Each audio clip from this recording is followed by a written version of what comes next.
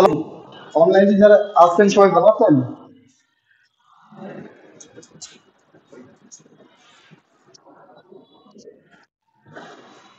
মানে কোন ছেলে বন্ধু আছে নাকি? সবই তো মেয়ে মেয়ে বান্ধবীরা কিন্তু ছেলে বন্ধু কেউ নাই। আছেন কেউ?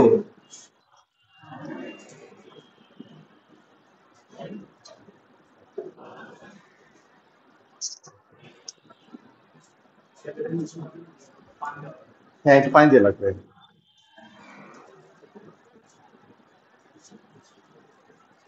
কেউ মনে হয় নাই অনলাইনে, তাই না?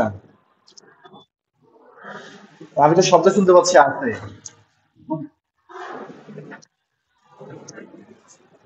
আচ্ছা, আমাদের সাথে কতজন ছেলের মধ্যে সাল? টোটাল আপনাদের স্টুডেন্ট মনে হয় 65 জন, না? 65 জন। এর মধ্যে মেয়ের সংখ্যাটাই বেশি। মেয়েদের আগ্রহ শুধু বেশি মেয়েরা তো। এখানে না, না, না, এটা না। একটা ব্যাপার আছে বর্তমানে, এই যে বিশ্ববিদ্যালয়গুলোতে সবচেয়ে মজার ব্যাপার কি জানেন? মেয়েদের সংখ্যা প্রায় হয়ে গেছে 50% বেশি। শুধু বিশ্ববিদ্যালয় না, সব জায়গাতে মেয়েদের সংখ্যা বহু করে বাড়ছে। এটা মানে কি জানেন? এটা মানে হচ্ছে যে প্রকৃতির যে ব্যালেন্স, যে ভারসাম্য, সেটা নষ্ট হচ্ছে। মানে এই যে বিভিন্ন পবিত্র গ্রন্থগুলাতে যেটা কথাগুলো স্পষ্ট আসছে না। আচ্ছা, আমার সাউন্ডটা আমি দ্বিগুণ আকারে শুনতে পাচ্ছি, এটা কি নেটওয়ার্কের জন্যই হচ্ছে? আচ্ছা, আপনাদের কারোর মনে হয় স্পিকারটা অন আছে, একটু কাইন্ডলি বন্ধ করবেন?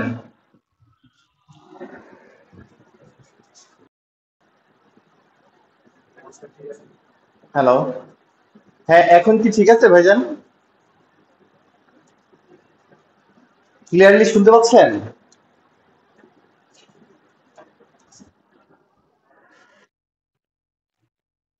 হালকা বেঁধে বেঁধে আসতেছে। এটা অনেক সময় নেটওয়ার্কের কারণে হয় ভাইজান, হ্যাঁ। হয়তো আমরা আশা রাখবো খুব দ্রুত এটা ঠিক হয়ে যাবে। কিন্তু আপাতত একটু কষ্ট করে শোনেন, কেমন? আমি যেটা বলতেছিলাম যে এই যে সব জায়গাতে মেয়েদের সংখ্যা যেটা বেড়ে গেছে না, এটা কিন্তু প্রকৃতির একটা অবক্ষয়। এবং পবিত্র যে গ্রন্থগুলো আছে, ধর্ম গ্রন্থগুলা, সেখানে কিন্তু আছে যে ধীরে ধীরে হচ্ছে মেয়েদের সংখ্যাটা বেড়ে যাবে। সবকিছু চেঞ্জ থাকবে আর কি, তার আলামত অলরেডি শুরু হয়ে গেছে। এইটা আমাদেরকে ব্যালেন্স করতে হবে। এই এটা আসলে সালেক সংশ্লেষণ প্রক্রিয়া কেউ পড়ছিলেন? হ্যাঁ, ওখানে একটা সিস্টেম থাকে না যে নির্দিষ্ট যার যার স্তর, তার তার স্তরেই তাকে সেভাবেই বাড়তে হয়। যখনই তার একটু ব্যতিক্রম ঘটে তখন সেটা সিস্টেমটাই চেঞ্জ হয়ে যায়। তো এই সিস্টেমের মধ্যে পড়ে গেছি আমরা। তো যাই হোক, সবাইকে অনেক অনেক শুভেচ্ছা। আমরা আজকে যে ক্লাস নিব সেটা হচ্ছে প্রথমে থিওরিক্যাল। থিওরিক্যাল বিষয় কোড বা অন্যান্য বিষয়গুলো আমি একটু লিখে দিচ্ছি। আজকের বিষয় যেটা আমরা পড়তেছি সেটা হচ্ছে বাংলাদেশের শিল্পকলা।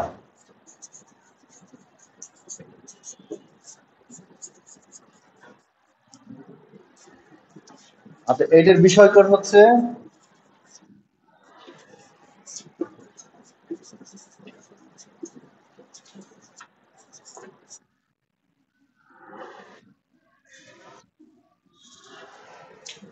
12,112।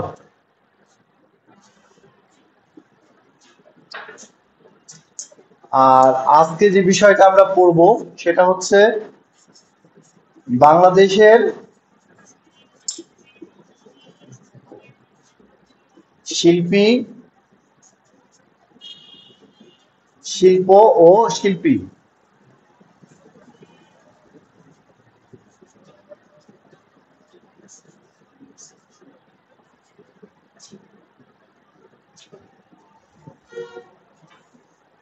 আচ্ছা, এইটার টোটাল মার্কস হচ্ছে 150 মার্কস এই সাবজেক্টের। এর মধ্যে 60 মার্কস থাকবে হচ্ছে এখান থেকে দিবে আপনাদেরকে প্রতিষ্ঠান। আর 90 মার্কস থাকবে হচ্ছে চূড়ান্ত পরীক্ষা। এ হচ্ছে টোটাল আপনাদের 150 মার্কস।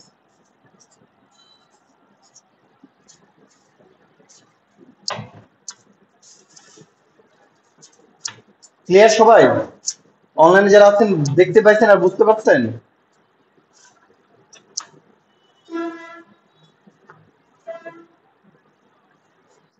জি বলেন।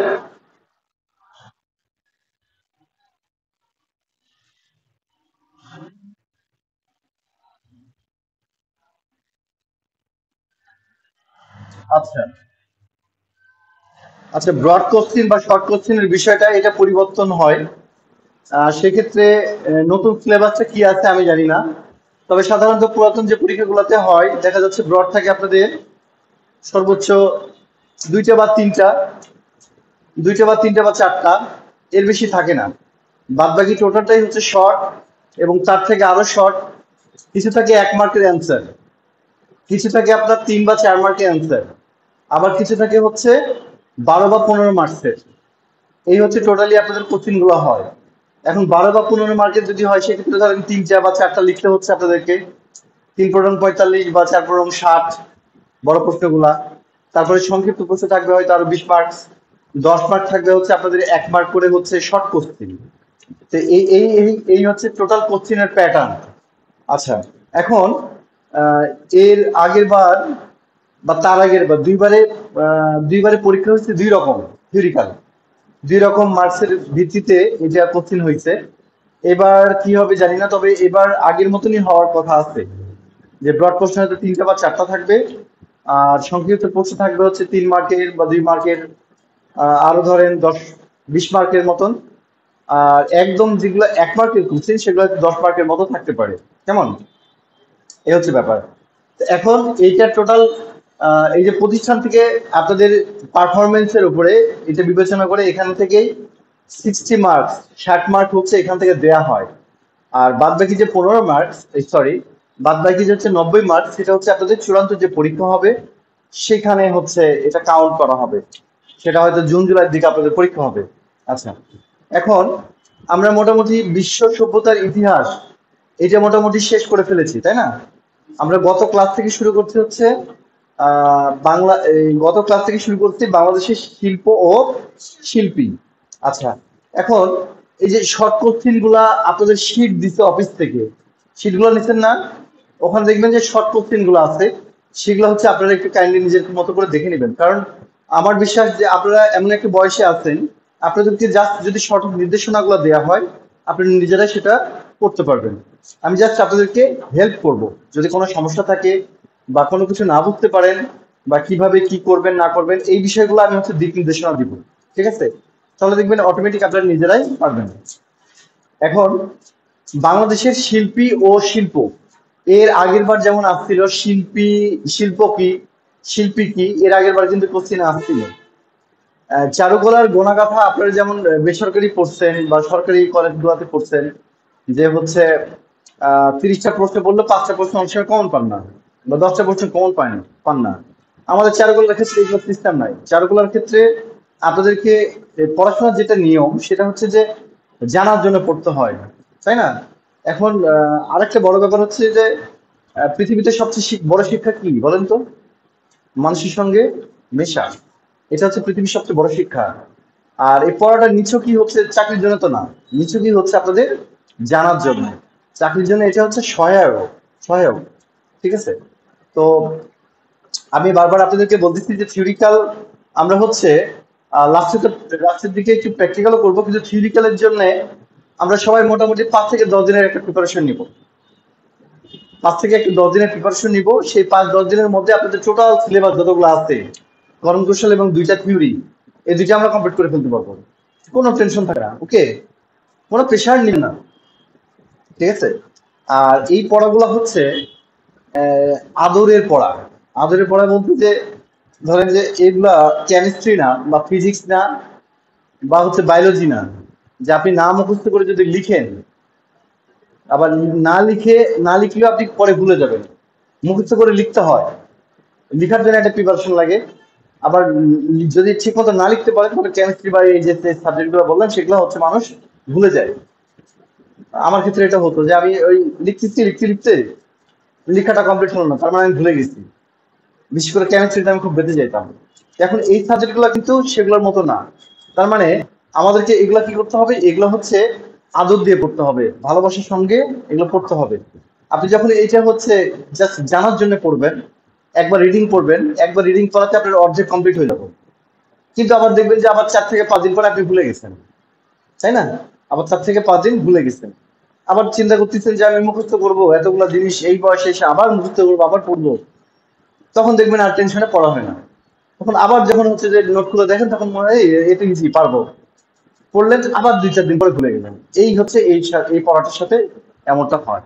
তাহলে আসলে এটা আমরা মনে রাখবো কিভাবে, এটা একটা প্রশ্ন আসতেই পারে।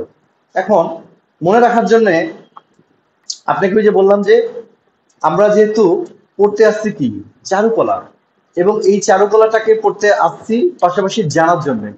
এখন চারুকলা সম্পর্কে জানতে হলে তো আপনাকে এই যে ছবি আঁকা কি, ছবি আঁকা হচ্ছে শিল্প, তাই না? ছবি আঁকা বা অন্যান্য শিল্পকর্ম করা হচ্ছে একটা আর্ট বা শিল্প। এখন এই শিল্পটা আমাদের কম বেশি কিন্তু সবারই মধ্যে আছে, আছে না? সবার মধ্যে কম বেশি থাকবেই।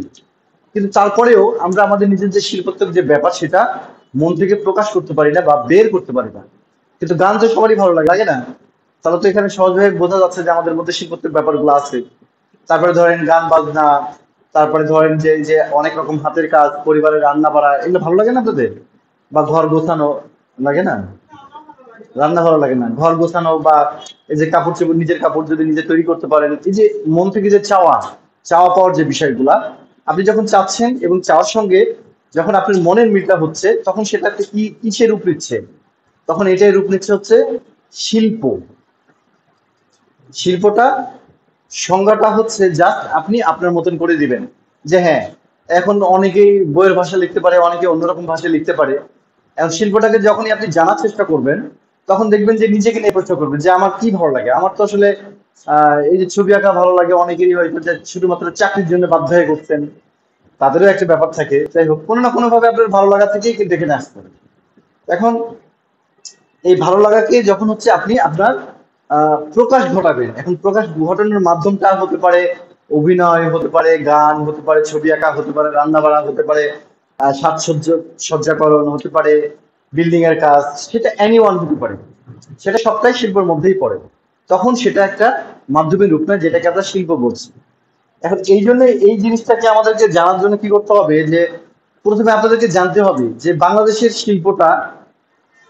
শিল্পটা কখন কিভাবে শুরু হয়েছে, এই শিল্পটা কাদের হাত দিয়ে শুরু হয়েছে, তারপরে হচ্ছে যে শিল্পের সঙ্গে জড়িত শিল্পীরা কে কে আছে, তাদের বিখ্যাত শিল্পীদের নাম কি, বা আমাদের এই শিল্প জগৎটা অন্য দেশের সাথে সামঞ্জস্যকরণ কিনা, বা আমাদের এই শিল্পটা বর্তমানে দেশের কোন কোন সেক্টরে কাজে লাগছে। এই যে আমরা আহ অনেক সময় নতুন যে কোনো জিনিস আগে তৈরি করার জন্য বা জানার জন্য আমরা ডিটেলস সেটা সম্পর্কে একটু অধ্যয়ন করি, তাই না? যে মূল প্রেক্ষাপটটা জানার চেষ্টা করি। কারণ কেস হইলে কিন্তু পুলিশ কি করে, তদন্ত করে একটা একটা করে খুঁটিনাটি করে বের করে তার মূল সারমর্ম একটা দাঁড় করায় যে ঘটনাগুলো ঘটতে হচ্ছে এইভাবে, তখন তারা ঘটনাটা পরিপূর্ণভাবে জেনে যায়। কিন্তু আমরা হচ্ছে যে আমাদের এই সিলেবাসটাকে, চারুকলাটাকে আমরা কিন্তু কেউই প্রপারলি ভাবে জানি না, জানি এই প্রপারলি ভাবে আমরা, এই জন্য আমাদেরকে এগুলা একটু অধ্যয়ন করতে হবে, অল্প কিছু, বেশি কিছু না। মূল প্রেক্ষাপট তো বোঝেন নাকি? প্রেক্ষাপট, ঐতিহাসিক প্রেক্ষাপট তো বোঝেন, যে একটা যুদ্ধ কেন হয়েছিল বা অন্যান্য কার্যকলাপ কেন সংঘটিত হয়েছিল। তো সেইখানে আমরা হচ্ছে চারুকলার প্রেক্ষাপটটা জানবো, যে এই যে চারুকলাগুলা আমাদের বাংলাদেশে এখন যে শিল্প আকারে ধারণ করছে, দেখেন যে একটা খাবার প্রোডাক্ট থেকে শুরু করে আমাদের নিত্য নতুন যত প্রোডাক্ট আছে, সবটার সাথে শিল্প ওতপ্রোতভাবে জড়িত। কোনটার সাথে আপনি শিল্প বাদ দিতে পারবেন? আপনি সামান্য একটা বোরখা কেনেন, তাও কিন্তু দেখে শুনে কেনেন, কেনেন না? রুচি বোধ নিয়ে কেনেন, তাই কিনা? তার মধ্যে হচ্ছে শিল্প আছে। এখন এইভাবে দেখেন প্রতিটা সেক্টরে হচ্ছে যে শিল্পটা ছড়িয়ে গেছে। এখন আমরা একটা আলমারি কিনলাম, আলমারিতে ডিজাইন থাকে, কিন্তু একটা যুগে কিন্তু থাকলেও অন্যভাবে থাকতো, সেই সনাতন পদ্ধতি থাকতো, কাঠের জিনিসগুলাতে সনাতন পদ্ধতির ডিজাইন থাকতো, তা কিন্তু থাকতো। তারপরে দেখবেন যে প্রতিটা পোশাক আশাকে বা সাজসজ্জাকরণ, এই যে হাড়ি পাতিল গুলাতে প্রেসার কুকার দেখেন আধুনিক ডিজাইন আসতেছে, পানির পটগুলো আধুনিক ডিজাইন আসতেছে, সব জিনিসে পরিবর্তন আসছে না? তারপরে যে যতগুলো আমরা অ্যাড দেখি সবগুলা বা কোম্পানির বিভিন্ন প্রচারগুলা, দেখেন শিল্পটা কিন্তু এইভাবে বাংলাদেশের প্রেক্ষাপটে একটা বৃহৎ জায়গা নিয়ে আছে। তারপরে এর প্রেক্ষাপটটা, ঐতিহাসিক প্রেক্ষাপটটা 1948 48 47 সালের পর থেকে এটা ধীরে ধীরে আসছে। তারপরে হতে হতে হতে হতে এই যে চারুকলার সাথে সম্পৃক্ত হয়েছে। প্রথমে তো স্কুল ছিল, স্কুল থেকে পরে হচ্ছে কলেজ হচ্ছে, কলেজ থেকে বিশ্ববিদ্যালয়ের সাথে সম্পৃক্ত হয়েছে। এইভাবে ধীরে ধীরে ধীরে এগুলা প্রেক্ষাপটটা জায়গা দখল করেছে। এখন এর সাথে তো শিল্পীরাও জড়িত। তারপরে শিল্পীরা এর সাথে যারা যারা জড়িত আছে তাদের কিছু প্রেক্ষাপটটা জানার চেষ্টা করবেন। তারপরে যে তাদের শিল্পকর্ম, আমাদের শিল্পকর্মগুলো কিন্তু অনেক আর্টিস্ট আর্টিস্ট আছে যারা পৃথিবী বিখ্যাত, আমাদের বাংলাদেশি আর্টিস্ট যারা পৃথিবী বিখ্যাত, আমরা হয়তো জানি না। তো ধরেন এইভাবেই এই যে আমাদের ছোট চারুকলার শিক্ষাপটটা প্রেক্ষাপটটা হয়ে এসে বিভিন্ন সাবজেক্ট ওয়াইজ সেই চারুকলার বিষয়গুলোকে আলাদা করা হয়েছে। এটা তো বলছি একদিন আপনাদেরকে যে চারুকলার কয়টা সাবজেক্ট, চারুকলার 8টা সাবজেক্ট, তাই না? 8টা সাবজেক্ট, এক একটা সাবজেক্টের ভ্যালু এক এক রকম, এইভাবে ধীরে ধীরে চলে আসছে। তো এই হচ্ছে আপনাদের বিষয়। আমরা এখন চলে যাব একটু থিওরিক্যাল টার্মে। কেমন? হে বাতাস।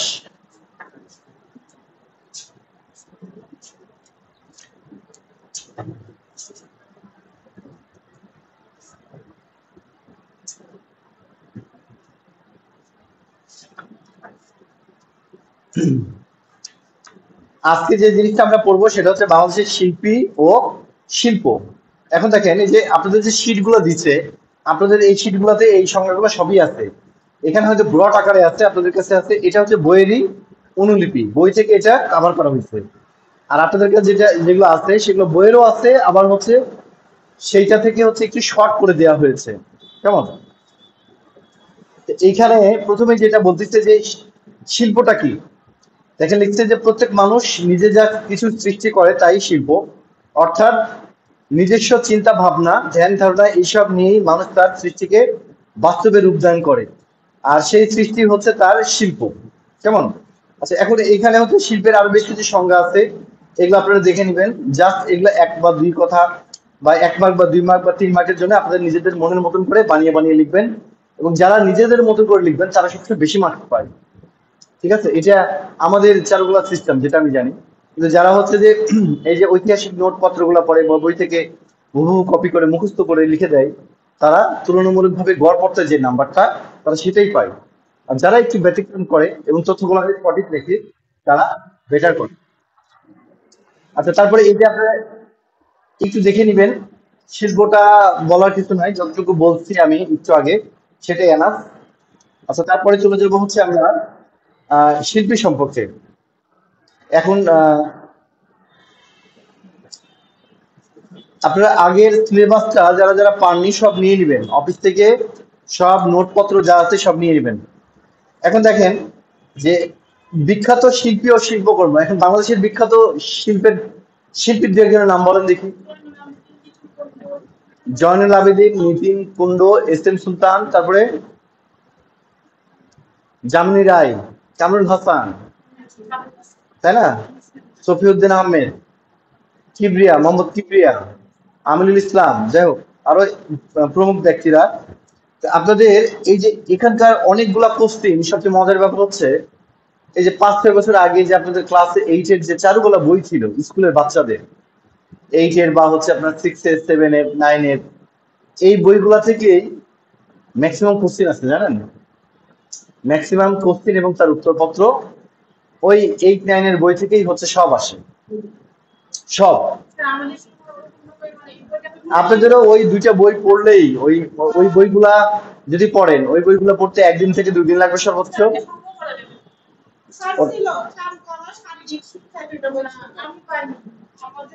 যাক, ওইটা আপনারা একটু খোঁজ করবেন, খোঁজ করে ওই বইটা যদি একটু তারা করতে পারেন তাহলে শুরু হয়ে গেল ক্যান্সার। না, ওই বইটাতে হচ্ছে যে আপনাদের এই যে ছোটখাটো যে বিষয়গুলা, ছোট প্রশ্ন বড় প্রশ্ন, আপনাদের ডিটেলস চারুকলা সম্পর্কে একটা ডিটেলস ধারণা চলে আসবে যে চারুকলাটা এই প্রেক্ষাপট নিয়ে রচিত। তারপরে যখন আপনারা এই বইগুলো দেখবেন তখন আপনাদের কাছে এটা একটু ইজি মনে হবে। এখন গতবার আসছিল মনে হয় কামরুল হাসান, জয়নুল আবেদিন আর এস এম সুলতান শেখ সম্পর্কে নিয়ে মনে হয় আসছিল গতবার। প্রতিবারই 3 থেকে 4 জনের শিল্পীর ইয়ে নিয়ে প্রশ্ন হয়, হবে এটা মাস্ট বি। ঠিক আছে। আচ্ছা, এখন দেখেন এখানে শিল্পী ও শিল্পকর্ম, এখানে আছে যামিনী রায়।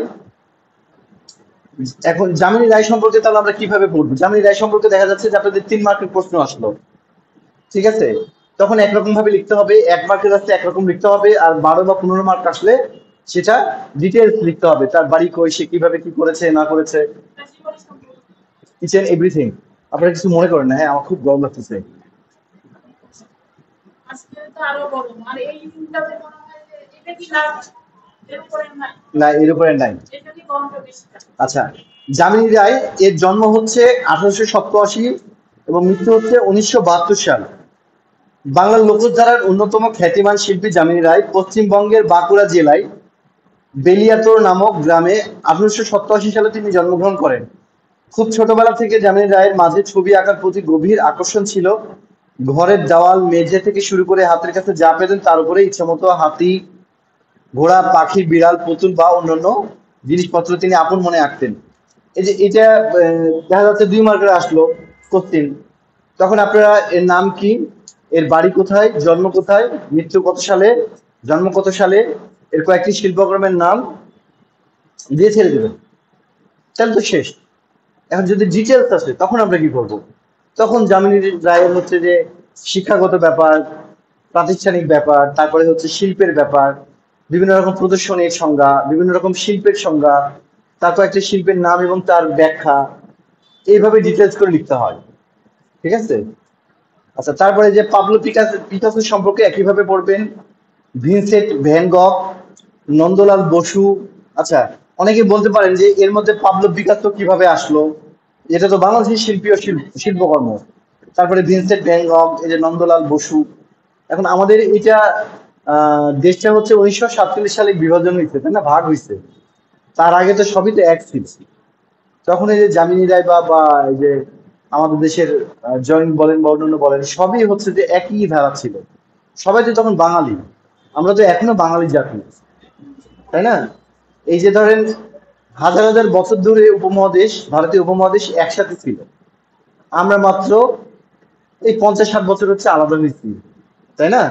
মাত্র 50-60 বছর হচ্ছে আলাদা হয়েছি, তাতেই আমাদের এই অবস্থা। আমরা মেনে নিতে পারি না ওই দেশের মানুষ আমাদের কেন, আমাদের মানুষ ওদের কেন, শিল্পী ওদের কেন, শিল্পী আমাদের কেন। এখন তো গ্লোবালাইজেশনের যুগ, তাই কি না? এগুলো চিন্তা ভাবনা বাঁচাতে হবে। ঠিক আছে। তো ধরেন এই যে এইভাবে কিছু শিল্পীর নাম ও শিল্পর নাম পড়বেন। আর বিশেষ করে হচ্ছে এই যে অবনীন্দ্রনাথ ঠাকুর, রবীন্দ্রনাথ ঠাকুর, তারপরে হচ্ছে এরাও কিন্তু ছবি আঁকতো। তারপরে হচ্ছে জয়নুল আবেদিন আছে, এখানে কামরুল হাসান আছে। জয়নুল আবেদিন সম্পর্কে দেখেন মোটামুটি একটু ধারণা দিয়ে আছে। জয়নুল আবেদিন 1914 সালের 29শে ডিসেম্বর কিশোরগঞ্জ জেলায় জন্মগ্রহণ করেন। বাবার নাম তমিজউদ্দিন আহমেদ, মায়ের নাম জয়বুন্নেসা। স্কুলে পড়ালেখা শেষ করে ভর্তি হন কলকাতা আর্ট কলেজে। সেও কিন্তু কলকাতাতেই পড়াশোনা করছে সবকিছু। ভাগ হচ্ছে তাই এখানে চলে আসছে, ভাগ না হলে দেখবেন যে ওদিকেই থাকতো। সে মুজিবুর রহমান তো লোক নেই। যাই হোক, ব্যাপারগুলো হচ্ছে এরকম। হ্যাঁ।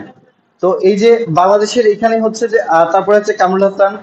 এখন এই যে কামরুল হাসান সম্পর্কে, জয়নুল আবেদিন সম্পর্কে প্রতিবার প্রশ্ন আসবেই, এস এম সুলতান সম্পর্কে প্রতিবার প্রশ্ন আসবেই। কেন আসবে? তারা বাংলাদেশের প্রধান প্রধান শিল্পী। কামরুল হাসানের ডাক নাম কি? পটুয়া। গত বড় আছে, তার আগের বড় আছে, তার আগের বড় আছে। পটুয়া কাকে বলা হয়? পটুয়া কামরুল হাসানকে বলা হয়। জয়নুল আবেদিনের নাম কি? শিল্পাচার্য। সব ইয়ে নাম দেওয়া হয়েছে না, শিল্পা উপাচার্য দেওয়া হয়েছে, উপাধি দেওয়া হয়েছে।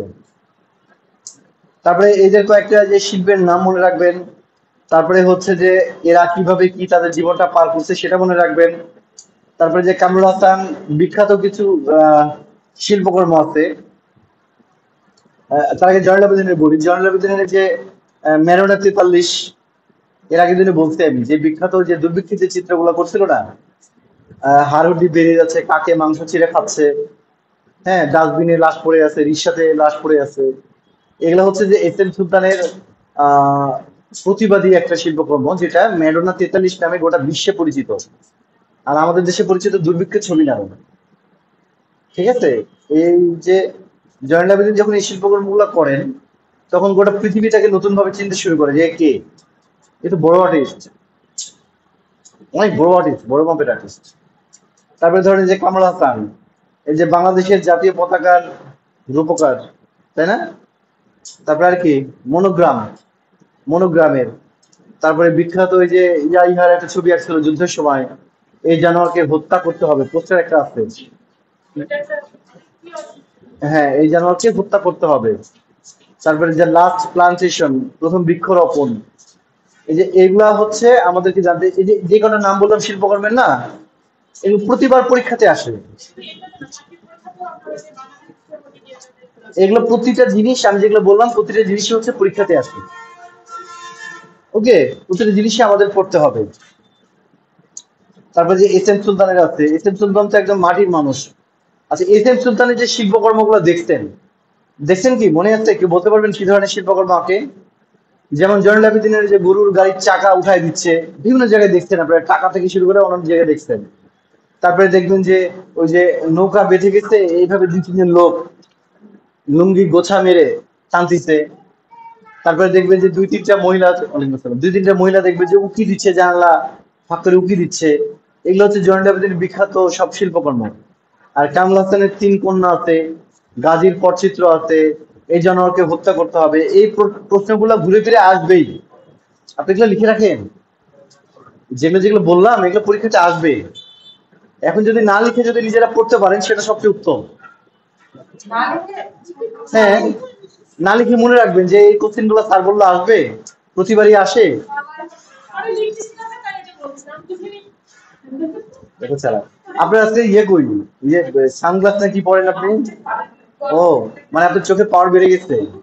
তার মানে ভাইজান তো মনে হয় যে ট্রিটমেন্ট শুরু করছে।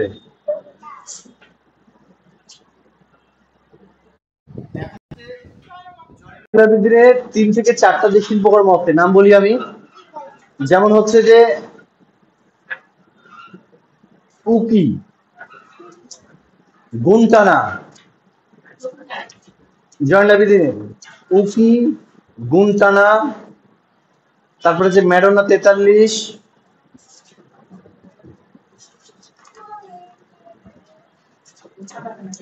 তারপরে হচ্ছে আরো যে একটা নাম ভুলে গেছি,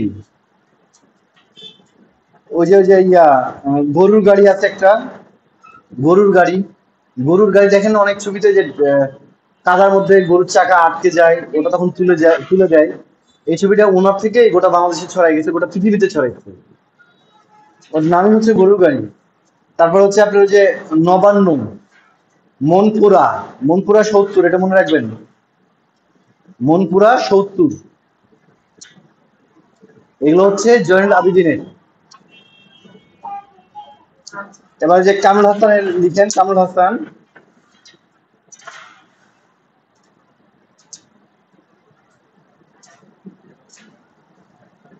লিখছেন 3 কন্যা,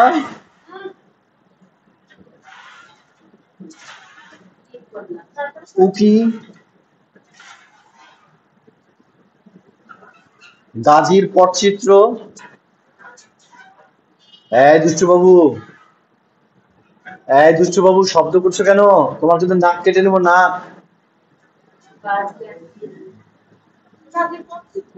আচ্ছা, তারপরে ওই যে পোস্টার ছিল, বিখ্যাত একটা পোস্টার, এই জানোয়ারকে হত্যা করতে হবে, গাজীর পটচিত্র। তারপর হচ্ছে এই জানোয়ারকে হত্যা করতে হবে, ইয়া ইয়া।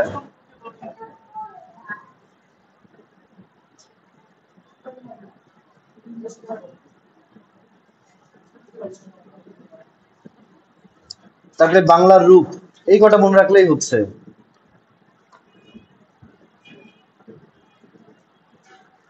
এবার এস এম সুলতান সম্পর্কে বলি, ওটা একটু পরে লিখেন। এস এম সুলতানের শিল্পকর্মগুলো একটু লিখেন। গ্রাম্য জীবন, চাষাবাস, চাষাবাস, চাষবাস, সরি, কৃষক, জেলে, খেটে খাওয়া মানুষ, এগুলোই তার শিল্পকর্ম।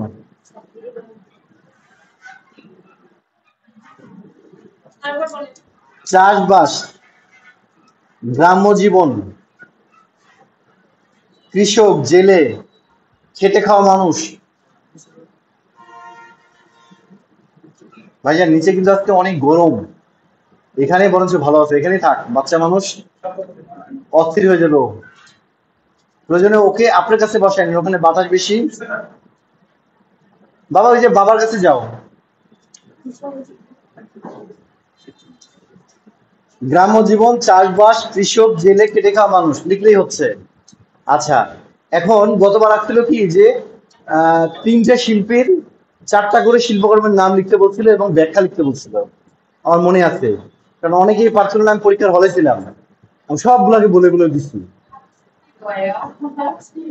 এর জন্য আমাকে হচ্ছে যে প্রিন্সিপাল হেভি বকা দিচ্ছে, দিয়ে পরে হচ্ছে যে দেখছি মন খারাপ করছি আমি, তখন আমার জন্য এক্সট্রা করে খাসির মাংস দিয়ে একদম আয়োজন করে খাওয়াইছে আমাকে, বুঝছেন? দিয়ে বলছে যে তুমি কিছু মনে নিও না, আসলে এটা সিসি ক্যামেরায় আছে তো আমাকে কৈফিয়ত দিতে হয় তাই, আর বোর্ডের নির্দেশনা থাকে। তারপরে বললো যে তোমার বাসার আছেই, আমার বাসার আছেই, এই যে তোমাদের জন্য আমি কিছু আমার নিজের হাতে রান্না করে কিছু খাবার নিয়ে আসছি। হ্যাঁ ভিতরে, এই যে নাটোর এই সামনে, এখান থেকে 2 মিনিট লাগবে হেঁটে গেলে। আচ্ছা, এখন এসএম সুলতান সম্পর্কে বলি, হইতে হইতে পরে জানলে হচ্ছে।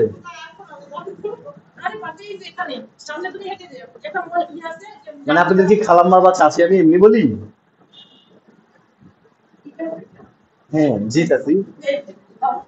আচ্ছা শোনেন, এই যে এসএম সুলতান, এখন এসএম সুলতানের ছবিগুলো আমরা চিনবো কিভাবে? জয়নুল আবেদিন বা কামাল হাসান সম্পর্কে মোটামুটি আমরা ছবিগুলো চিনতে পারছি, এসএম সুলতান সম্পর্কে আমরা চিনবো কিভাবে? এসএম সুলতানের ছবিগুলোর নামও কিন্তু অনেকটা অনেক শিল্পকর্মের নামের সাথে যুক্ত। এখন দেখবেন যে তার এই যে মাসুল গুলা দেখবেন ফোলা ফোলা মোটা মোটা, চেস্ট গুলা দেখবেন মোটা মোটা, হ্যাঁ, মুখটা দেখবেন বিশাল বড়, হাতগুলো দেখবেন স্বাভাবিকের থেকেও বড় বড়। তারপরে দেখবেন যে মহিলা যে মাছ কুর্তিতে, তারও হাতের মাসল হচ্ছে এরকম মোটা মোটা, শক্তিশালী। হ্যাঁ, এইভাবে করে সেই শিল্পকর্ম গুলাকে এঁকেছে। তাহলে বিখ্যাত কিভাবে হলো? হ্যাঁ অবশ্যই। তাহলে বিখ্যাত কেন হলো? তাহলে বাংলার রূপ, বাংলার গ্রামীণ জীবন কি করে হলো? আমাদের দেশে কি এরকম মানুষ আছে? ডিসপ্রপোর্শন মানুষ আছে? কিন্তু আমরা ছবির মানেই জানি না। ছবির মানেটা হচ্ছে যে বাংলার মানুষ কিন্তু প্রচন্ড কর্মঠ। একজন একজন হচ্ছে যে কৃষক, সে মাঠে কি পরিমাণে খাটে চিন্তা করতে পারছেন? যে পরিমাণে খাটে, খেটে খেটে যে মানে ধান ফসল ফলায়, এই জন্য তার হাতের পেশিগুলো দিচ্ছে মোটা মোটা। যে মাছ ধরতেছে সারাদিন জেলে অনেক খাটে না, অনেক পরিশ্রম করে তো, তাহলে তার মাংস পেশিগুলো শক্তিশালী থাকবে না, সেটা বোঝাইছে।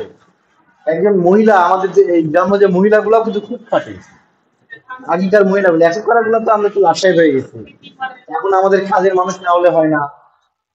একটু আপনাদের লাউড স্পিকারটা অফ করেন প্লিজ, অনেক নয়েজ আসতেছে। যারা অনলাইনে আছেন, আপনাদের এক কি দুজনের লাউড স্পিকার অন আছে, একটু বন্ধ করেন প্লিজ, আপনাদের সবার জন্যই সেটা উপকার হবে। তো ধরেন এই যে আমাদের আগেকার যে মহিলাগুলা দেখবেন যে অনেক পরিশ্রমী, তারা দেখবেন যে তাদের জন্মের পর থেকে তারা খাটে, যারা আমাদের মা বাবারা আছে বা তার থেকে একটু আগের যে জেনারেশন গুলা, তারা দেখবেন যে তারা জীবনে শুধুমাত্র হচ্ছে তারা জমাইছে, তারা খরচ করতো না। আগে হচ্ছে 10 টাকা ইনকাম করলে 7 টাকা জমাইতো, 3 টাকা খাইতো। আর এখন হচ্ছে যে 60 টাকার পোশাক আশাক পরি আমরা, 3 টাকা জমাই বা এই পোশাক আশাক পরি, উল্টা হয়েছে। এখন আপনি কিন্তু 1 কাঠা মাটি কিনতে পারবেন না, পারবেন? আপনাদের কেমন দাম জানি না, আমাদের ওইদিকে দেখা যাচ্ছে 1 কাঠা মাটির দাম হচ্ছে 40 লাখ, 45 লাখ, 50 লাখ, 65 লাখ, 80 লাখ, 35 লাখ, 30 লাখের নিচে শহরের দিকে কোনো মাটি নাই। যাই হোক আমি বলতেছি, তো দেখেন যে আমরা কিন্তু আমাদের জেনারেশন, আমরা কিন্তু মাটি আর কিনতে পারবো না, মাটি কিনে বাড়ি তো অসম্ভব। একজন মানুষ রিটায়ার ছাড়া, চাকরি থেকে রিটায়ার করা ছাড়া তারা কিন্তু করতে পারবে না। হ্যাঁ, অবৈধ পথ ছাড়া পারবে না। কিন্তু সে অনুযায়ী আমরা কি এই জেনারেশন পারবো? অথচ আমাদের বাবা মারা কি করছে, তারা কিন্তু মাটি কিনে বাড়ি টাড়ি করে আমাদেরকে কমপ্লিট করছে। আমরা কিন্তু ওই সম্পত্তি এখন নষ্ট করছি, ভোগ করছি, নষ্ট করছি। কিন্তু আগেকার মানুষ হচ্ছে শুধুমাত্র জমাইছে। এটা সময়ের সাথে সাথে অর্থনৈতিক যে তারতম্য তার একটা বের। তো যাই হোক, এই এসেন্স হচ্ছে মাটির মানুষ। আমাদের সমাজের যে মানুষগুলো প্রচন্ড কর্মঠ এবং সৎ, নিকৃষ্ট, নিকৃষ্ট কেন, উৎকৃষ্ট, গেল মাত্র। তো হচ্ছে এই কারণে এই মানুষগুলোর প্রতিচ্ছবি গোটা পৃথিবীর সামনে তুলে ধরতে। এটারই আপনাদেরকে এর আগের দিন কাহিনী বলছিলাম যে আমেরিকার প্রেসিডেন্ট হচ্ছে এরশাদকে ডেকে পাঠাইছিল। একদিন বললাম না সেদিন, দিয়ে বললাম হচ্ছে যে, বলছে তোমাদের বিখ্যাত একজন আর্টিস্ট আমাদের দেশে আসছে, তুমি কি জানো সেটা? ও থতমত খেয়ে কিছু বলেনি, না বলে বলতিছে যে এস এম সুলতান একজন বিখ্যাত আর্টিস্ট, সে আসছে, আসো তোমার সঙ্গে সাক্ষাৎ করায়, তুমি তো অনেক খুশি হবা। এইভাবে আমাদের দেশে প্রধানমন্ত্রীকে, রাষ্ট্রপতিকে বাইরের দেশের একজন রাষ্ট্রপতি পরিচয় করাই দিচ্ছে। এই হচ্ছে ব্যাপার। যার এক একটা শিল্পকর্মের দাম বর্তমান যুগে দেখা যাচ্ছে যে 40 কোটি, 50 কোটি, 60 কোটি টাকা দাম এক একটা শিল্পকর্মের দাম।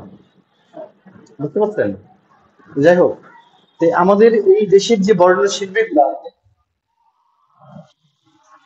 এই যে হ্যালো ভাইজান, আমি আপনার নয়েজটা মানুষ না আছে, এই যে ভাই একজন আছে, আমরা তিনজন ছেলে মানুষ সব জায়গাতে ভাইজান। এমন একটা পরিস্থিতি বর্তমানে, বিশ্ববিদ্যালয়গুলোতে 60%-এর উপরে মহিলা। আগে যেখানে আমাদের চারুকলায় 120 জন মহিলা, একজন 20 জন স্টুডেন্ট ভর্তি হতো, তার মধ্যে দেখা যাচ্ছে 70 জন ছেলে থাকতো। এখন 80 কি 90 জন হচ্ছে ছেলে, মেয়ে, আর বাদ বাকিটা ছেলে। ভাস্কর্যে হচ্ছে একটা করে মেয়ে প্রতি বছর ভর্তি হতো, এখন ভাস্কর্যে মনে করেন 13 জনের মধ্যে 12 জনই হচ্ছে মেয়ে। প্রধানমন্ত্রী খুব চিন্তায় আছে যে আমাদের যে প্রাকৃতিক যে ব্যালেন্স, এটা নষ্ট হতে শুরু হয়েছে। কারণ এটা তো ভালো লক্ষণ না, এটা খুব খারাপ লক্ষণ। আপনারা বুঝতেছেন না? এটা ডিপলি ভাবেন তাহলে বুঝতে পারবেন যে আসলে এই যে মেয়েদের বেড়ে যাওয়া, এটা মোটেও ভালো লক্ষণ না। সবসময় স্ট্যাবলিশ বা একটা সমজাতীয় একটা ব্যাপার থাকা উচিত। ঠিক আছে, সেটা বেড়ে যাচ্ছে মেয়েদের। ঠিক আছে, আচ্ছা যাই হোক। তো আমাদের এই এই যে আমাদের শিল্পী ও শিল্পকর্ম গুলা সম্পর্কে আমি যে নামগুলা বললাম, আপনার বাংলাদেশের 4টা থেকে 5টা শিল্পীর নাম মনে রাখবেন।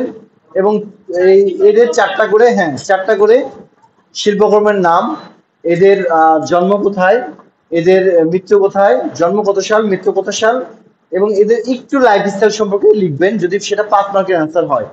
আর যদি সেটা 12 থেকে 15 মার্কের হয়, তখন কি করবো, আমরা 3 পেজ লিখে ফেলবো। ঠিক আছে, নিজের মতো করে 3 পেজ লিখলেও দেখবেন সময় আর পাচ্ছেন না, ওটাই বড় হয়ে যাচ্ছে।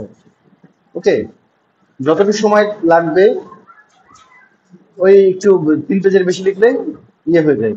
আমরা তো 15 মার্কের জন্য এক একটা কোশ্চিনের অ্যান্সার লিখতাম হচ্ছে 16 পেজ, 15 পেজ, 12 পেজ করে ক্যাম্পাসে লিখতাম। আমাদের সময় থাকতো 3 ঘন্টা, 100 মার্ক কিন্তু 3 ঘন্টা। আপনাদের হচ্ছে 90 মার্ক, 3 ঘন্টা থাকবে, 3 ঘন্টায় মনে হয় থাকতে পারে।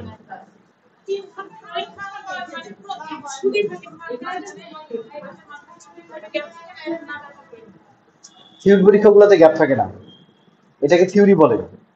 থিওরি পরীক্ষাগুলোতে গ্যাপ থাকে না, টোটালি হয়। ঠিক আছে, এখন আমার বিশ্বাস যে আপনারা হচ্ছে যে বাংলাদেশ সম্পর্কে যদি হচ্ছে কোশ্চেন আসে, মানে এই শিল্পী ও শিল্প সম্পর্কে পারবেন না, মানে এখনই যদি না পড়ে থাকেন, জাস্ট এই যে শাল টাল গুলা লিখা টিখা বাদ দিয়ে বানিয়ে তো হাফ পেজ লিখতে পারবেন না। না, এই যে কটা বললাম এই কটা পড়লেই হচ্ছে। আর বাইরের দেশের শিল্পীদের মধ্যে পড়বেন হচ্ছে, ওটা একটু লিখে নেন, কারণ ওটা আপনাদের থাকবে। জামিনী রাইটে লিখে রাখেন, Pablo Picasso,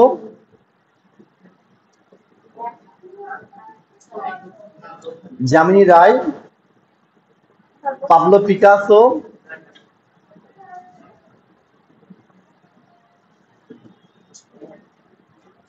Pablo Picasso Italian,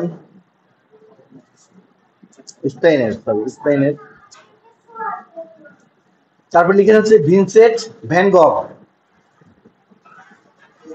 Vincent van Gogh, ইনি হচ্ছে হল্যান্ডের।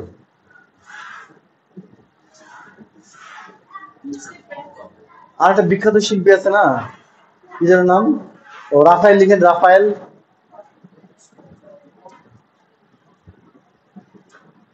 আর যে বিখ্যাত শিল্পী আছে ওর নামটাই আমরা মনে রাখতে পারি না, লিওনার্দো দা ভিঞ্চি, তাই না? ওরই উদাহরণ আমরা কম লিখি, মানে এত জনপ্রিয় হয়ে গেছে ওর সম্বন্ধে আর লিখতে ইচ্ছা করে না, কিন্তু সবার আগে আমাদের নাম কিন্তু ওটাই মনে আছে।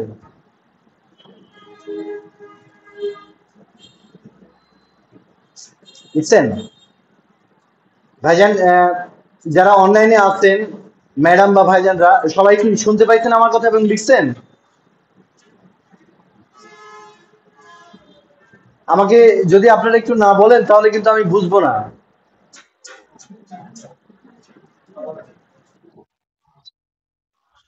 Thank you, thank you. মানে ব্যাপার হচ্ছে যে কেমন ব্যাপারটা জানেন, যে আমি শুধু বলেই যাচ্ছি, আপনারা কথা বলতেছেন না, আমার নিজের কাছে খুব বোরিং লাগে। মনে হয় যে আপনারা হয়তো পছন্দ করতেছেন না আমাকে, তাই হয়তো কথা বলতেছেন না। আবার কথা বললেও দোষ। ওখানে তো শুনেছি, আর ওখান থেকে কাজ করলেও তো শুনেছি।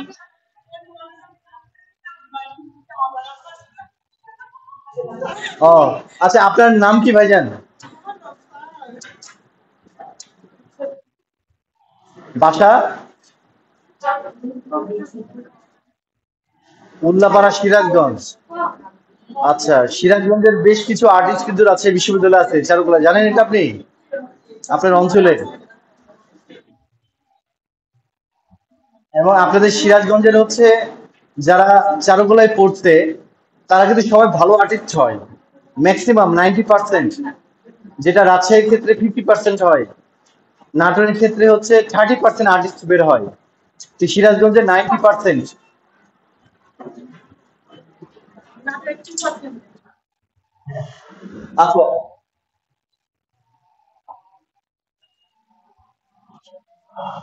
ওকে ওকে ভাইজান, আমার সঙ্গে থাকলেই হচ্ছে। আর যারা যারা অনলাইনে আছেন একটু নাম টাম বলবেন, কেউ কেউ আর কে কে আছেন? কেউই কথা বলতেছেন আজকে।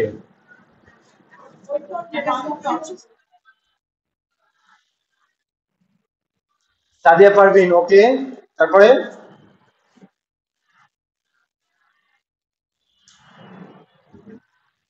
অ্যাড তো হয়েছেন অনেকেই, কিন্তু লাইনে কেউ নাই।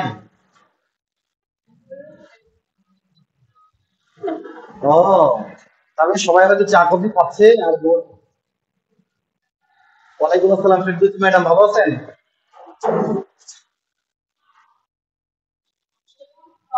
ওয়ালাইকুম আসসালাম খালেদা ম্যাডাম, ভালো আছেন? Hello, thank you.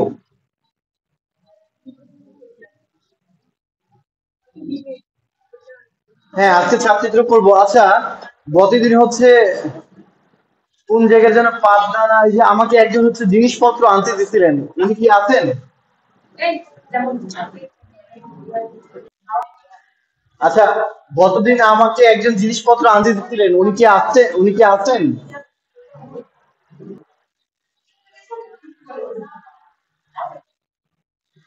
আচ্ছা, উনি নাই, ওনার জিনিসপত্র গুলা এখানে আনা আছে, রাখা আছে আর কি।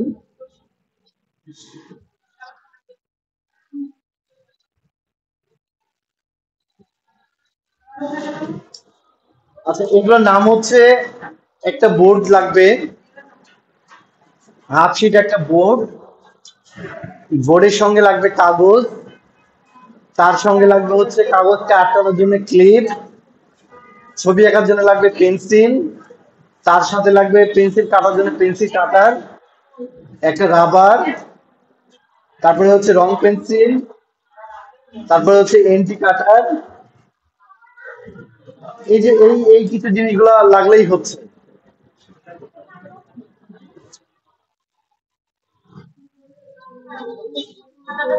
এই যে আজকে একজন একটা নিয়ে আসছি, এই আজকে লাগছে হচ্ছে 965 টাকার মতন।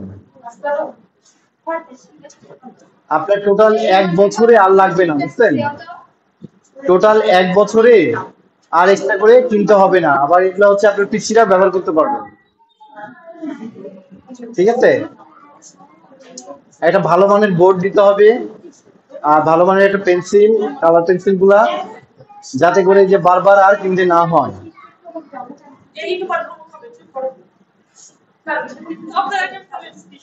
এইটা কিন্তু পুরাতন শীট, এটা গত বছরের আগের বছরের।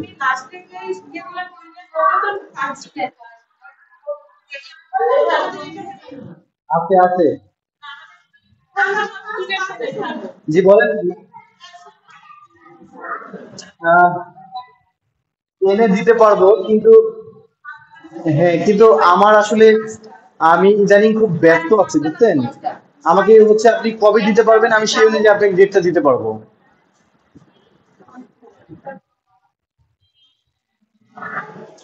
বলতেছি আমি হচ্ছে যে এই যে এখন ম্যাক্সিমাম দিনে এই যে শুক্রবার দিনটা আমি ফ্রি থাকি, আর শনিবার সকালে একটু ফ্রি থাকি। তাছাড়া হচ্ছে যে আমি বাজারের দিকে এখন যাচ্ছি না, মানে আমি কিছু আপনাদের যে নাটোরের কাদিরাবাদ ক্যান্টনমেন্টের কিছু কাজ শুরু করছি। শুনতে পাইছেন?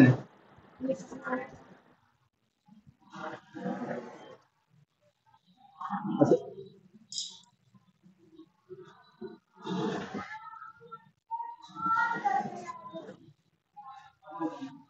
ও ফেসবুক মেসেঞ্জার গ্রুপে। আচ্ছা আপনারা, আচ্ছা ঠিক আছে। আচ্ছা আপনাদের হচ্ছে নাম এবং নাম্বার দিয়ে, সরি সরি, যে প্রতিষ্ঠানের নাম্বারে হচ্ছে কল দিবেন। কল দিয়ে বলবেন যে আমাকে হচ্ছে অ্যাড করাতে হবে, কেমন? সাথে সাথে আপনাকে অ্যাড করে নিবে, ওটা আপনাদেরকে নক করতে হবে, বলতে হবে। তাহলে দেখবেন যে একটা হয়ে যাচ্ছে। বলেন।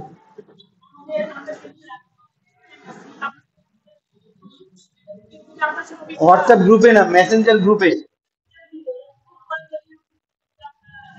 গ্রুপের লিংক। আচ্ছা আচ্ছা, এই যে অনেকে হচ্ছে অ্যাড হতে পারেনি, তো এখন তাদের করণীয়টা কি?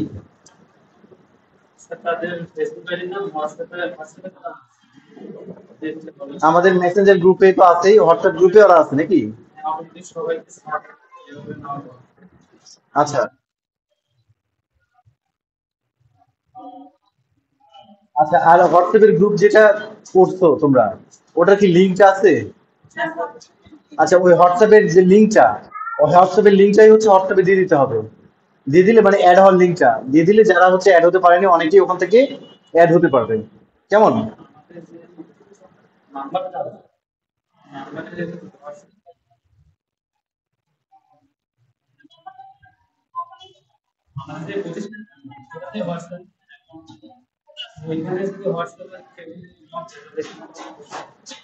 ও আচ্ছা, আপনারা হচ্ছে প্রতিষ্ঠানের এই যে হোয়াটসঅ্যাপে হচ্ছে একটু নক দিলেই আপনারা অটোমেটিক অ্যাড হয়ে যাবেন, ঠিক আছে?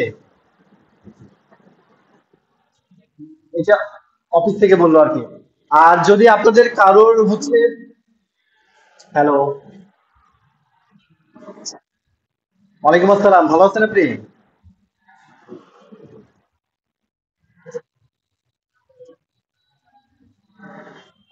বই কিনবেন হচ্ছে, রফিকুল আলমের একটা বই পাওয়া যায়, বিশ্ব সভ্যতার ইতিহাস। জি, একটা বই কিনলে এনাফ। আর একটা বই কিনবেন, হ্যাঁ, বাংলাদেশ ও বিশ্ব সভ্যতার ইতিহাস, এটা কিনবেন। আচ্ছা, আরেকটা কাজ করতে পারেন। হ্যাঁ, আরেকটা কাজ করবেন, এটা সহকারে, ওটা কিনতে পাওয়া যাবে না। ওইটা ক্লাস এইটের একটা বই কিনতে পারেন, ক্লাস এইটের আগেকার যুগের চারুকলার বই, 4-5 বছর আগের চারুকলার এইটের একটা বই নিয়ে নেবেন। তাহলে আপনি 100% সব কম পাবেন।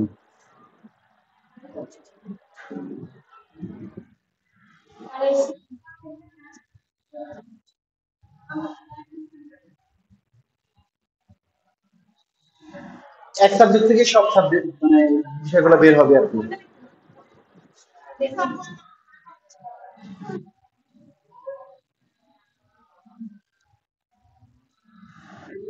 না না না, না, চারুকলা শেখার জন্য কোনো বই নিয়েন না। ওইটা নিয়ে ঠিক হবে না।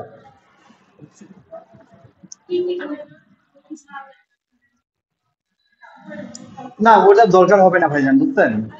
আপনি আমার সাথে 1 সপ্তাহে 1 দিন 2 দিন অ্যাড থাকেন, ওটা দেখবেন যে নিচু কি খেলনা মনে হবে, ওটা নিয়ে বড় যে টাকাগুলো নষ্ট হবে আপনার। এই হচ্ছে অবস্থা। বইটার নাম হচ্ছে রফিকুল আলমের বিশেষ সভ্যতার ইতিহাস। হ্যাঁ, এই ওই একটাই বিশেষ সভ্যতা বাংলাদেশের ইতিহাস, একটা বই কিনলেই এনাফ। ওই সূচিপত্রটা একটু দেখে নিবেন, তাহলেই হচ্ছে।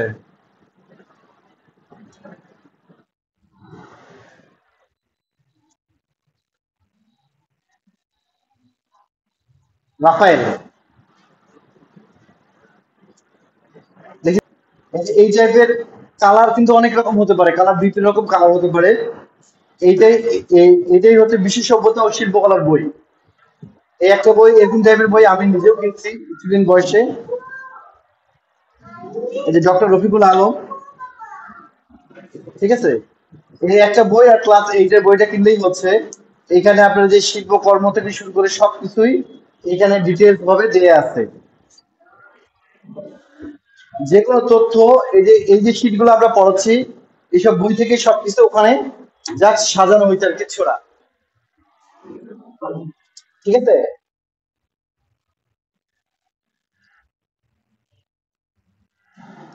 ক্যামেরাতে খুব ভালো আসলো না।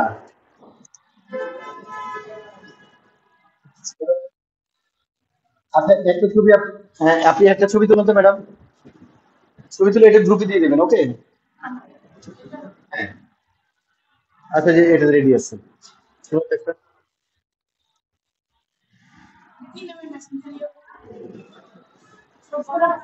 হ্যাঁ, আমি বলি আপনাকে ফোন করছিলাম, বলছে কি আমি বসে নিচ্ছিলাম, পরে পাইনি, আপনাকে ফোন করছিলাম, পরে সেদিন রাত্রে, আমি সেদিন রাত্রে হচ্ছে যে ভাবলাম যে আপনি ব্যস্ত ছিলেন। প্রচন্ড ব্যস্ত ছিলাম, প্রচন্ড। আচ্ছা, এটা হচ্ছে গ্রুপে দেখেন দিয়ে দেওয়া হয়েছে অলরেডি, ঠিক আছে। আর হচ্ছে এই যে যারা যারা এই যে এগুলো কিনবেন, একটা শর্ত আমি বারবার দিয়ে দিচ্ছি। ব্যাপার হচ্ছে আমার তো লাভ কিছু না, আমার কি লাভ? আমাকে নিজে কষ্ট করে নিজের টাকা দিয়ে আমাকে বাজারে যেতে হয়, সময় নষ্ট করে আপনাদের জন্য এগুলো এনে দেই যে আপনারা একটু কাজ করবেন, ড্রয়িং ড্রয়িং শিখবেন। কিন্তু বিনিময়ে বলছি আমি একটা কাজ করতে, সেটা হচ্ছে কি বলেন তো? না, হালিম খাওয়ানোর কথা, যে আপনারা হালিম খাওয়াবেন, কিন্তু আমাকে হালিম কেউ খাওয়াচ্ছে না। এটা আমার খুব দুর্ভাগ্যজনক। আমি মনে হয় 8-9 জনকে এনে দিলাম। জি।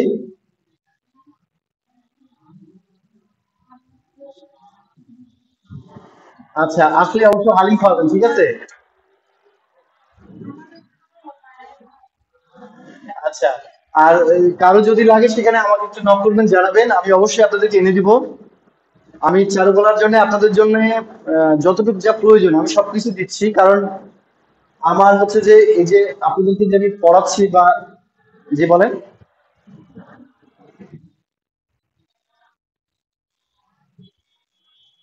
আরে বাবা, আমি জানি, আমি জাস্ট মজা করতেছি আর কিছুই না, ঠিক আছে, সমস্যা নাই, তাই না? এখানে এতগুলা মহিলা আছে।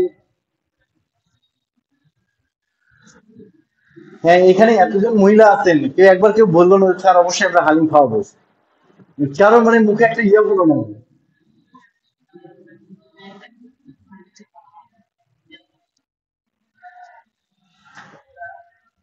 না, অবশ্যই আমরা এটা আশা করি। না, রেস্টুরেন্টের খাবার তো আসলে কি কেউ ভাবে মজা আছে? রেস্টুরেন্ট না, বরঞ্চ হচ্ছে বাইরে যারা ওই যে আলাদা করে নিজস্ব পার্সোনাল ভাবে হালি চটপটি বিক্রি করে, ওদেরটা টেস্ট বেশি হয়, ঠিক আছে। আমাদের ওখানে এখন কি হচ্ছে জানেন? এই যে হালিমের যে হাড় গুলো আছে না, হাড় নিয়ে কেন সেটা শুনছেন না? এই জন্য আমাদের ওখানে এখন সিস্টেমটা হচ্ছে আলাদা করে মাংস দিয়ে হালিমটা তৈরি করা হচ্ছে, চোখে দেখে। হ্যাঁ, তো আমি একজনকে বলছিলাম যে হাড় গুলো আমাকে একটু প্যাক করে দেন তো। ওটা নেওয়ার উদ্দেশ্য হচ্ছে যে আর যেন সে হাড় গুলোর মধ্যে না দিতে পারে। তো যাই হোক, আমরা মোটামুটি হচ্ছে আহ এটা জেনে ফেললাম। আর যে আমি একজনকে খুঁজতেছি, যে গত শুক্রবারে না শনিবারে আমাকে একজন ম্যাডাম টাকা পাঠিয়েছিলেন। তার জিনিসগুলো এই যে আমি আজকে আনার কথা ছিল, আমি সবগুলো নিয়ে আসছি। উনি আমার কাছে পাচ্ছেন হচ্ছে 35 টাকা ফেরত পাবেন, আর আমি তার কাছে পাবো হচ্ছে এক বাটি হালিম।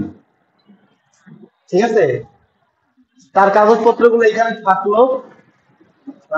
কেউ যদি কারোর সাথে যোগাযোগ হয় তাকে একটু জানিয়ে দিবেন, অফিসে থাকলো। আপনার আপনার কি নাম? খুশিদা। আপনাকে অনেক কিছু আমি ইয়ে করছিলাম না, লিখে দিচ্ছিলাম বেশ কিছু জিনিস। আগের ছবিগুলো সম্পর্কে কিছু বলছিলাম।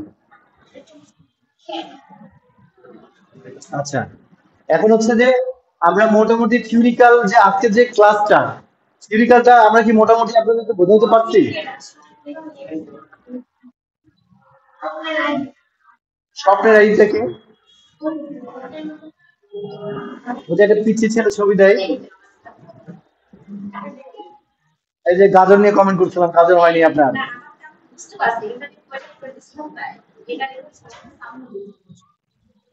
ওয়ালাইকুম আসসালাম। বলেন ম্যাডাম। ভালো আছি।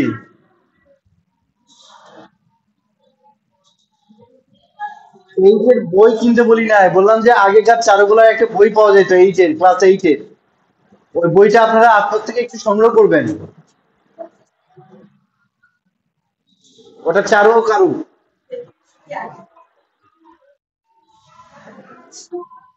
জি জি জি জি জি।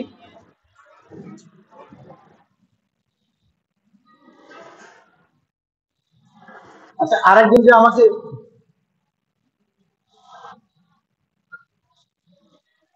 ওইটা দেখেন আপনাদের গ্রুপে, এই যে এখন ছবি তুলে দেওয়া হয়ে গেছে, তিথিমণি গ্রুপে ছবি তুলে দিছে, দেখি। এগুলো আমার।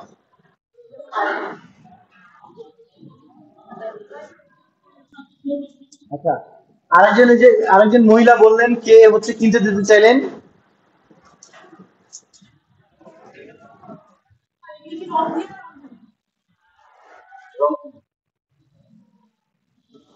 বইটার দাম আমি জানি না ম্যাডাম এখন, আমি 12-13 বছর আগে কিনছিলাম, তাও তখন মনে নাই কয় টাকা দিয়ে কিনছিলাম। নিয়ে যাবে কেন, আপনি ইয়েতে গেলেই তো হচ্ছে সব জায়গাতেই পাওয়া যাবে ম্যাডাম। ওই এখানে পাওয়া যাবে কিনা আমি জানি না, তবে রাজশাহীতে তো আমাদের এগুলো অ্যাভেলেবল। এটাতে লেখা আছে 300 টাকা বইয়ের দাম। এখন এরপরে বইয়ের উপরে একটা কমিশন দেয় না, যে এত% বাদ দিয়ে ইয়ে করতে হয়, ওটা আমার জানা নাই। যাই হোক, আমরা মোটামুটি আজকের থিওরিক্যাল বিষয়টাকে আপনাদেরকে কমপ্লিট করাতে পারছি। বাংলাদেশের শিল্পী ও তার শিল্পকর্ম, ঠিক আছে। তো আমরা মোটামুটি এইটা একটু জেনে রাখবো, বাংলাদেশ সম্পর্কে আমরা আরো পড়বো। পরের পরের দিন পড়বো হচ্ছে আপনার এই যে ময়নামতি, শালবন বিহার, তারপরে আপনার যে আহ পাহাড়পুর সম্পদ বিহার, জাদুঘর, বরেন্দ্র অঞ্চল কি, এই জিনিসগুলো জানবো, বা নবান্ন উৎসব কি। ঠিক আছে, এই জিনিসগুলো আমরা সামনের দিনে পড়বো। ওখান থেকে আপনাদের 5 থেকে 6টা করে প্রশ্ন আসে পরীক্ষায়। ঠিক আছে। আর হচ্ছে এবার আমি সিরিয়াস, কারো যদি লাগে, এই যে অনেকে দু একজন আমাকে আবারও বলতেছেন, ধন্যবাদ। কারো যদি লাগে আপনারা হচ্ছে আমাকে নক করবেন, কিন্তু বিনিময় থাকবে একবারটি হালিম সহকারে টাকা পাঠাতে হবে। যদি রাজি থাকেন তাহলে আমাকে আনতে দিবেন। ঠিক আছে, এখন পর্যন্ত ওই যে না, পার্সেল করে দিতে হবে। মোটামুটি হচ্ছে কয়জন হলো? হ্যাঁ, লাস্ট ওয়ান। মোটামুটি হচ্ছে 13-14 জনের মনে হয় এনে দিলাম আমি, কেউ হালি হয়নি আমাকে, খালি আমার পরিশ্রমটাই দিতে হয়।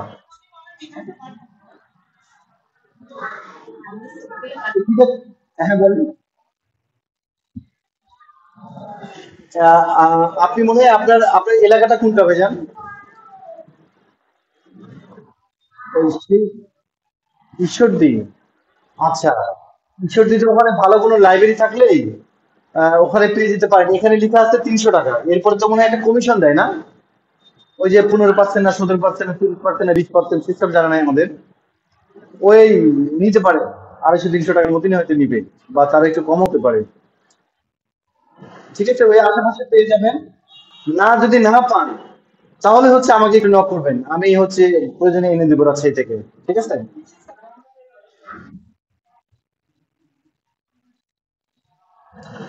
কালকে আমি খুব ব্যস্ত থাকবো বুঝছেন, আপনি যদি ফার্স্ট হাফের দিকে আসতে পারেন তাহলে আমাকে পাবেন। তাছাড়া আমি হচ্ছে একটু রাজশাহীর বাইরে থাকবো, মানে বেশ কিছুদিন।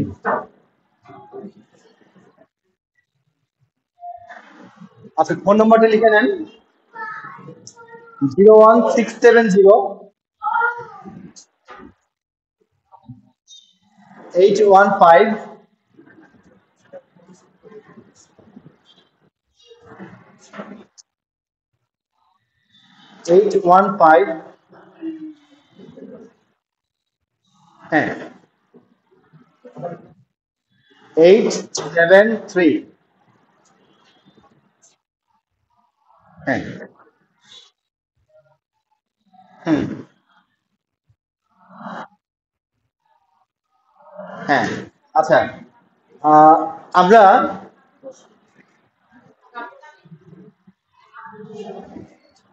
ঠিক আছে ঠিক আছে, এই যে আমরা একটু মনোযোগ দেই। আমরা মোটামুটি আজকের থিওরিটা তাহলে শেষ করতে পারি। আজকের থিওরিটা আমরা মোটামুটি এখানেই শেষ করলাম। আমরা এখন চলে যাবো হচ্ছে প্র্যাকটিক্যালে। জি বলেন।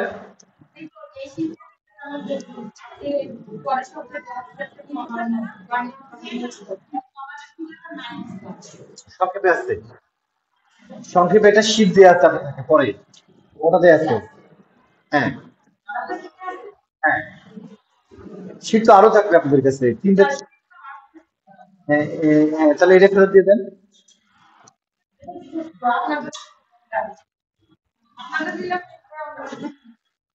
সব আছে ম্যাডাম, দেখা লাগবে না, সব আছে। আচ্ছা, তাহলে কি হচ্ছে আমরা প্রিন্টের কাজটা শুরু করি নাকি? প্রিন্টের কাজটা শুরু করবো না 5 মিনিটের একটা বিরতি নেবো, বলেন অনলাইনে যারা আছেন। 5 মিনিটের কি একটা বিরতি নিব, না প্রিন্টের কাজ শুরু করব? আপনারা যেটা বলবেন সেটাই করবো, বলেন। জি স্যার মানে কি স্যার, কি করবো? একটি বিরতি দিব?